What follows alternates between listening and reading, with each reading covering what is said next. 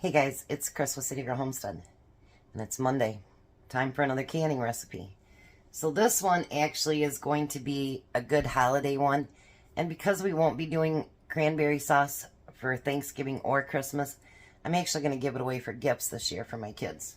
So in my pan over here, I have 16 cups of cranberries.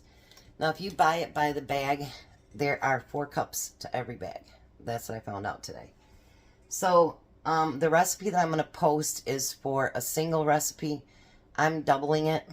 So I've got 16 cups of berries in there, and I've got 8 cups of water. Now, hopefully I got enough sugar in here. If not, I'll have to have Jack go down and get me some. So now you want 8 cups of sugar.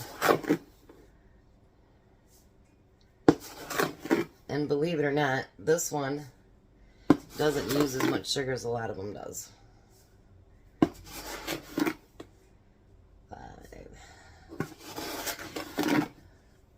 6, 7,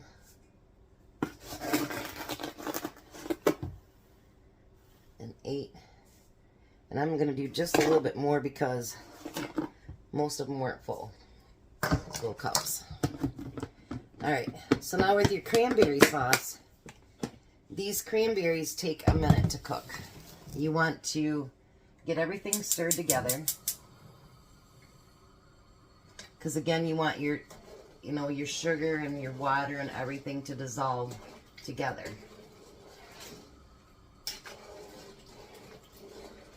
Now I did it the hard way. I did it with a sieve and but you don't have to do it that way. So I'm going to do it the easy way today. But basically what you want to do is get that sugar and water all mixed in there. And can you hear the sugar? And it's not dissolved.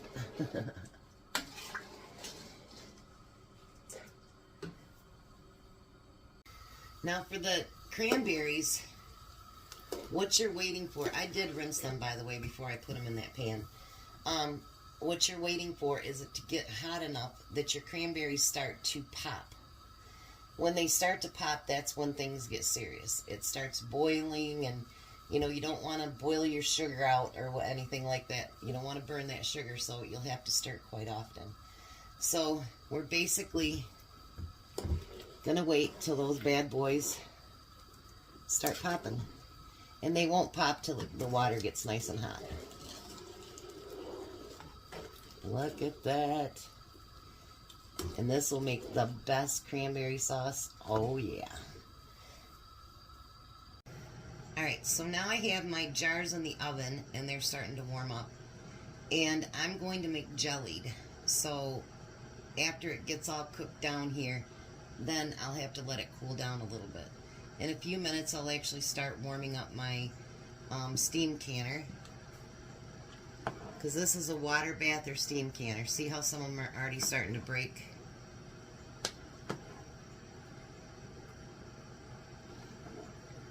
You want it to get to where every one of them are breaking. It's kind of cool listening to it because you can actually hear them popping.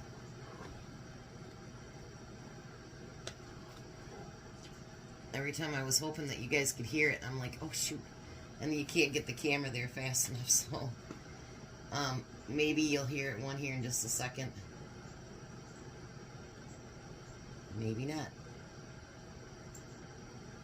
Alright, so I'm going to continue to let them keep popping, and then I'll bring you back.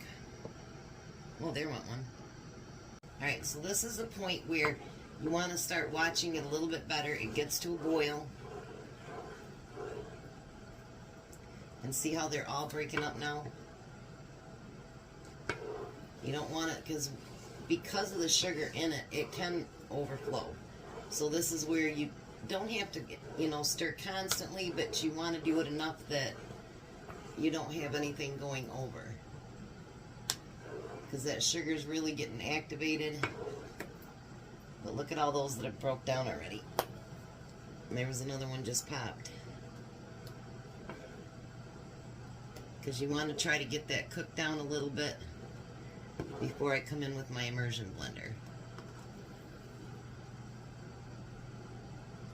It seems like it's a really long process, but seriously, they say it takes 20 minutes. I think it takes a little bit more than that to cook everything, but, you know, maybe they have it on full blast high. I do have my steam canner on now, below medium, so it's getting the water warmed up. And we're going to keep cooking these for a minute, and then I'll bring you back.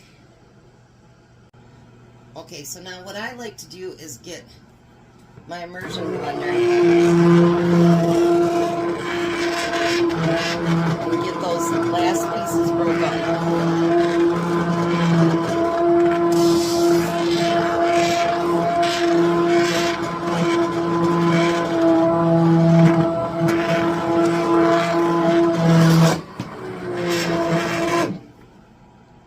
Okay, so now that it's all blended, you just kind of want to cook it because you want it to be like you would if you were canning your jellies or jams. See how it's really still very, very watery? That could take about 10 to 15 minutes to cook all that down. So, we'll get that cooked down just like jelly, and then we'll be back and we'll start putting it in jars. Okay, so those of you that have never canned jams or jellies, I want to show you something. It's not quite ready yet, but see how it starts to hold on to the side of the spoon? It's still watery and needs to be cooked down, but see how it's starting to gel up a little bit? You'll see it on your spoon. So that means it's going to be a little bit longer, but I just want to show you how it looks before it gets completely done. But it's starting to do the thickening process.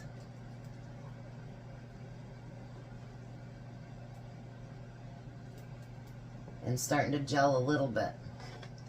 So it probably still needs another 5 or 10 minutes of cooking, and then we'll be back. Alright, so let's fill some jars.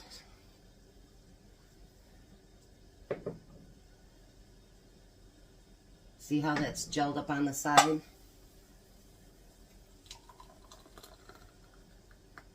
And you can go up to 1/4 inch headspace.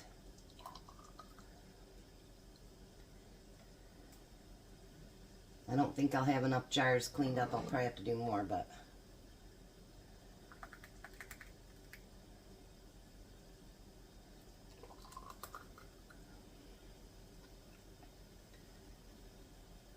look how beautiful that is.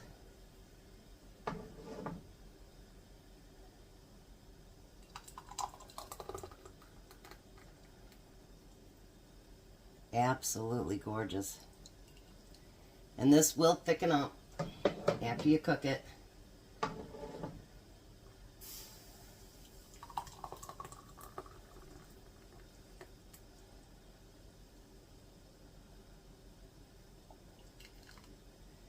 Yeah, I'm definitely have to get more jars. I might have to do a second batch.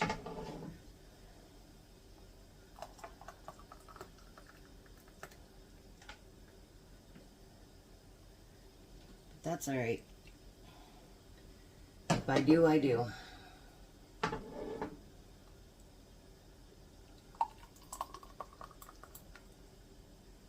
Now this, because it is pure liquid, you don't have to debubble it. You can if you want, but you don't have to.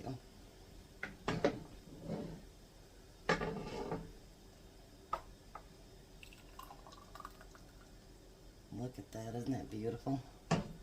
My jars are definitely going to have to be washed after this.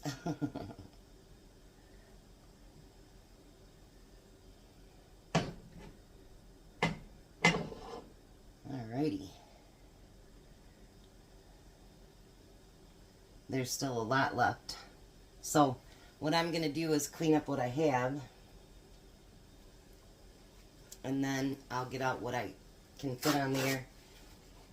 And then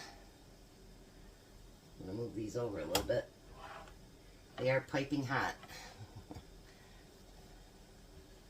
Very, very hot.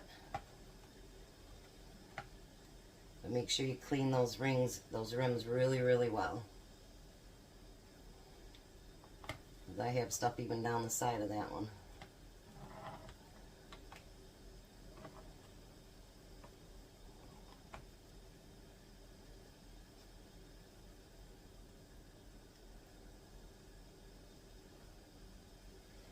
And if you have a whole bunch left and you don't want to can it, you can put it in the refrigerator too. And then fingertip tight. Isn't that beautiful? Alrighty, so let me get all the lids on, see if I can do some more. So I got 12 half pints and then this, but I couldn't fit any more. But if you notice, it's already starting to set up. It's going to be a success, watch. Now you see over there at my steam canner, it's got a constant stream. See it? Right here. So now we want to set our timer for 15 minutes. I did actually learn how to use a timer on my stove. Tom's not going to be happy with me because he's going to have to scrub it because I got stuff on the stove. And that stuff's hard to get off when you get sugar. But he's got time tomorrow. He'll do it. Alright. So I'm going to let that go for 15 minutes. And yeah, let's see how good it turns out. Alright, so there we go. 12 half pints of beautiful cranberry sauce. Plus that almost pint that's completely set up. We'll have to use that for an upcoming meal of some kind soon. But there's 12 beautiful jars that's going to be on the shelf. Stack it to the rafters, you guys. The sauce will make good Christmas presents too. Look at that. Isn't that beautiful? Alrighty, you guys have a blessed day. Be a blessing, and for real, stack it to the rafters.